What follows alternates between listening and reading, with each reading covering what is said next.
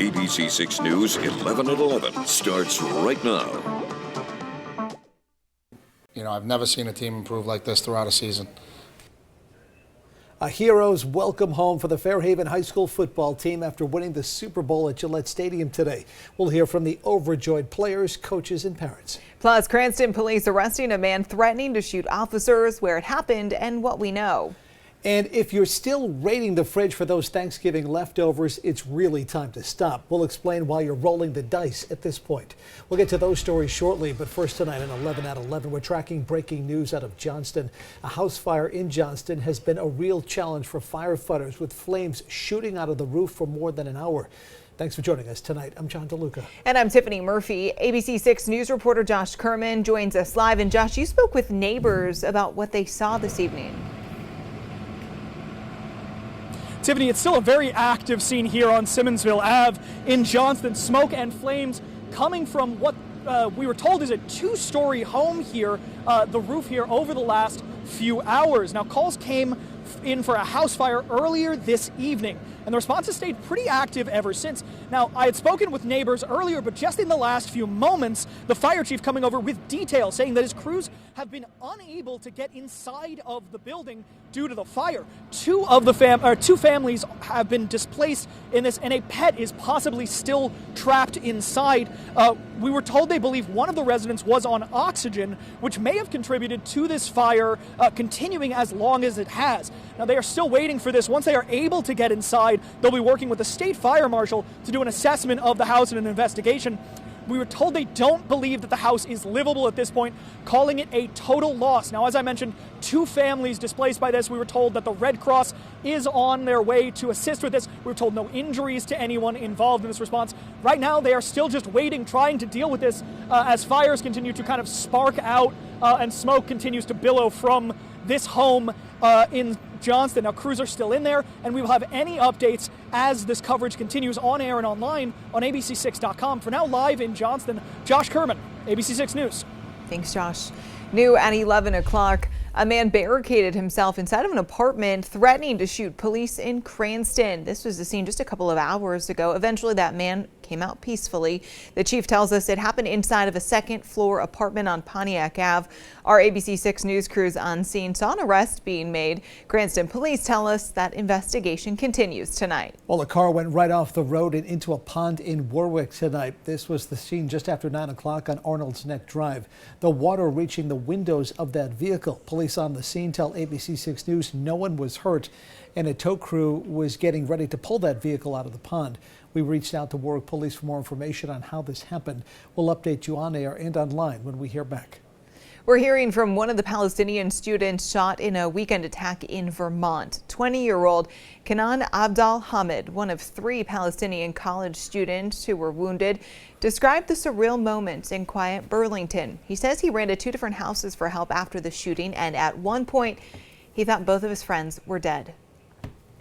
I still have this underlying fear because of the experience. So sometimes even like knocking at the door could give kind of a bit of a fear response.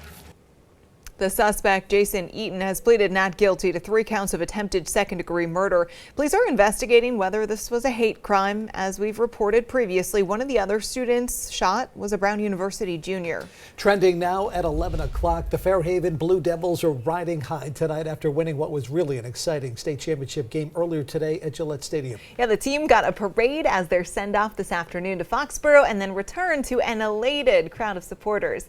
ABC 6 News reporter Josh Kerman was there earlier tonight to capture those exciting moments. It's not uncommon to hear New England and Super Bowl in the same sentence. While it's been a few years for the Patriots, they've got nothing on the Fairhaven Blue Devils, who snapped a 23-year drought Thursday against the Salem Witches for the MIAA division title. Yeah! Like any good team, this one wasn't built in a day. So our kids started playing together when they were 5. They played as 8th graders on this team, so this is their 5th year playing. So this is a huge accomplishment. We couldn't be prouder. We've been together forever. They've just been embedded in this town for a long time, and they're so lucky to have had so many years together, and they're a great group of kids, like all around, the entire team. Duarte's son, Jace, is the quarterback, and he was so confident in the team around him, he apparently called the win back in September. I think we had that feeling in our belly. It's just, I always get that, like, you don't want them to get hurt, but I've always believed in them from the beginning. I know my son, September 5th, when they had their initial interviews for the preseason, he predicted that we were going to go to the Super Bowl. And I remember reading the article and I thought, oh gosh, Jace, but we did it. We did it. The team arriving back in Fairhaven around 7 p.m. to a crowd of friends and family, taking time to reflect on an incredible season and everything they had to overcome to get there. You know, there was some tough teams that we had to beat to get here. And, you know, that Salem team was unbelievable. And we had to play our hearts out. We had to play as good as we played all year. So we're just going to enjoy it. And, you know, I think it just shows that, you know, the harder you work, good things can happen. And that's what happened to this group. So far, there isn't a championship parade scheduled for the team, but both parents and coaches are hoping one gets set up soon. For now, they'll look back on an incredible season and take in their new title of Super Bowl champions. In Fairhaven, Josh Kerman, ABC 6 News. And we do want to let you know, coming up in sports, Ian will have the full game highlights from that big Fairhaven win. All right, let's get a check on the forecast now. Storm Tracker meteorologist Bill Guile joining us live in the Weather Center. Bill, how's the first day of December looking? Looking pretty mild, above normal temperatures, and that's what the trend was started for today. Now, it was a cold beginning to the day in the morning where temperatures got underway in the 20s, but yeah, we warmed up into the upper 40s, right near normal for today. Fair amount of sunshine. A few high clouds have been going on by this evening, and they'll continue to pass on out of here. We'll be under control of high pressure through the next couple of days as we go into the weekend, and that's going to bring in a nice mild southwesterly wind while we watch areas of low pressure off to our south and west head in our direction. So they're going to influence our weather pattern over the next couple of days. And the first one is already down in Oklahoma, and that's going to come racing on in here as we go into tomorrow night with a little bit of rain, not a whole lot. But for tonight, again, it's mainly clear, not quite as cold as it has been. Overnight lows right around 40 degrees. The numbers aren't going to fall back much from where they are right now.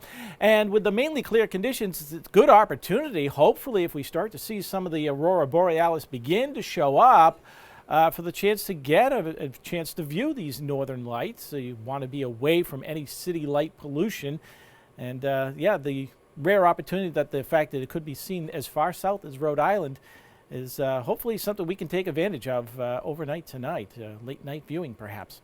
Tomorrow, we start out with sunshine, end the day with clouds and a threat of showers, but look how mild it's going to be region-wide. We'll be into the mid-50s, even some upper 50s showing up, and that mild weather continues into Saturday. We'll stay dry if you're going shopping for the Christmas tree perhaps, even a little bit of sunshine, but then on Sunday it does look to get wet with some showers in the afternoon and a northeasterly wind making it a little cooler. We'll have all the timing details as to how this is all going to play out coming up in just a little bit. Thanks, Bill. We'll see you soon. Checking your health at 11 o'clock. Are you still eating turkey leftovers? Well, if you are, you need to stop. According to the U.S. Department of Agriculture, refrigerated leftovers can safely be eaten within 4 days. And that means Monday was the cutoff day that you could safely eat that food. But if you froze those leftovers, you're good to go. The USDA says frozen foods stay safe indefinitely. However, the agency also says they'll be best quality from 2 to 6 months in the freezer. The CDC saying you should not eat pre-cut cantaloupes if you don't know the brand. The agency is monitoring a salmonella outbreak linked to cantaloupes. 117 people from 34 states have been impacted so far, including one here in Rhode Island and one in Massachusetts. The Malachita and Rudy brand whole cantaloupes have been recalled, along with many pre-cut cantaloupe products, including those sold at Trader Joe's. More than half of the 61 people hospitalized have severe illness. 2 people have even died. Future treatment of serious health conditions could involve tiny living robots that are created from human cells. Researchers at Harvard and Tufts are studying anthrobots. A team of scientists created them using human cells from the trachea. Those cell clumps were then tested to see if they could move over damaged neurons. And what do you know? It worked. They encouraged growth in damaged regions. The experiments are at an early stage at this point, but the scientists hope they can eventually help heal wounds or damaged tissue. New tonight at 11 o'clock, another license plate option will soon be available in the Ocean State. Beginning tomorrow, the Friends of the Panem Rocks Lighthouse charity license plate will be available. The Riverside nonprofit is only accepting passenger registrations right now, but tell us if there's enough interest, other vehicle types will be open for pre-orders. You can head to our website, abc6.com, for details on how to order. As basketball fans count down the hours till the Battle of Rhode Island on Saturday night between URI and PC, a local brewer is adding to the historic rivalry. ABC6 News digital reporter TJ Albin went to check it out. It's big trouble in Little Rhodey, as this weekend is rivalry week between the PC Friars and the URI Rams. This rivalry is brewing up for this Saturday night, and Union Station Brewing is using this in a unique way for Rams and Friars fans to come together and celebrate in Providence. To celebrate the limited nature of how often this game is in town, we have a limited edition beer, our Kolsch, to celebrate Big Trouble in Little Rhodey, and also these limited edition t-shirts. Now this drink will also be available at the AMP this weekend for the rivalry game. That's correct. Our Big Trouble in Little Rhodey Kolsch will be available at the AMP, as well as the Friartown New England IPA, which has already been available at all the PC games this year. How cool is it to have like a connection like that to the AMP? Oh, with the AMP and with the Friars, I mean, we're honored. For us to have that relationship with them is huge, and to have all the season ticket holders and regular game attendees that come in here before every game, it's really this time of year, PC fans are the heart and soul of this place. They're our biggest nights, and we love having all the fans here. I'm TJ Albin for Providence Now. Still to come tonight at ABC6 News at 11. He's already a World Series MVP, and now he's a Hall of Famer. We'll hear from Astros star and Providence native Jeremy Pena coming up in sports. Plus, Bill is back with our full 7-day forecast and the weekend forecast that includes, by the way.